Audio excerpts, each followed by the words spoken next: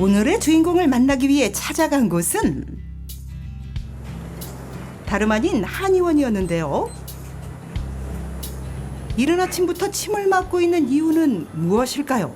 뒷목부터 어깨까지. 통증이 심해가지고 아무래도 안 되겠어 침이라도 좀 급하게 맞으려고 왔어요. 아침에 일어나니 목 디스크로 인해 목과 어깨에 통증이 있었다는데요. 중요한 건 이젠 손끝까지 그 증상이 이어진답니다. 괜찮으신 거예요? 조금 안 좋네요. 최근엔 심해진 증상 때문에 병원을 찾는 날이 늘었다는데요. 나르십니까? 침을 맞으며 시작하는 하루가 이제는 익숙하답니다. 아버님 예. 괜찮으세요? 그래서 임시방편으로 와서 좀 맞고 나니까 그래도 좀 낫네요. 가라앉은 어깨 통증에 서둘러 차에 몸을 싣는데요.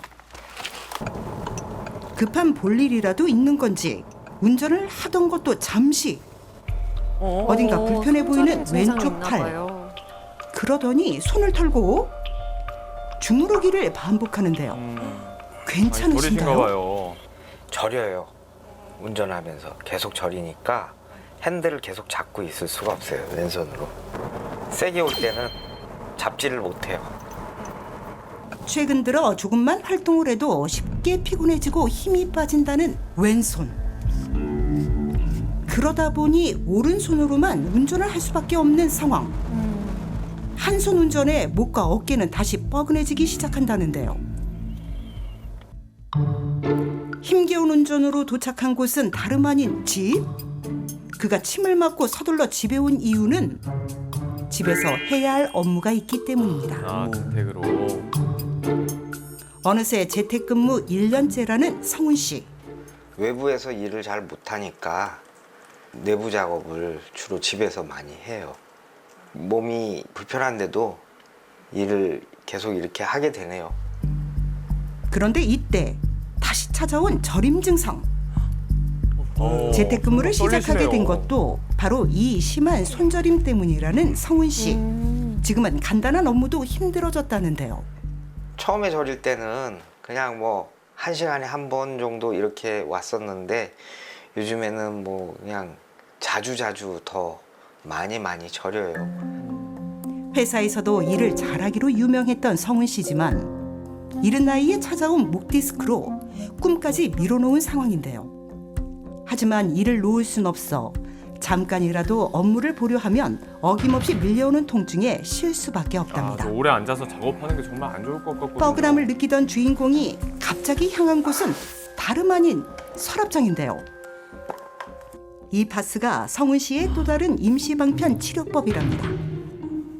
하지만 이미 심해진 손저림은 그것조차 허용하지 않는데요. 이게 여는 뚜껑 것도 하나 쉽지가 여는 않네요. 것도 힘이 들지만 매번 붙이는 것도 일이다 보니 바르는 파스를 선택했다는 주인공. 고군분투 끝에 파스를 발라보는데요. 옷에 다 묻었어요. 일단. 너무 힘겨워 보여요. 그러고는 또 무언가를 집어든 성훈 씨.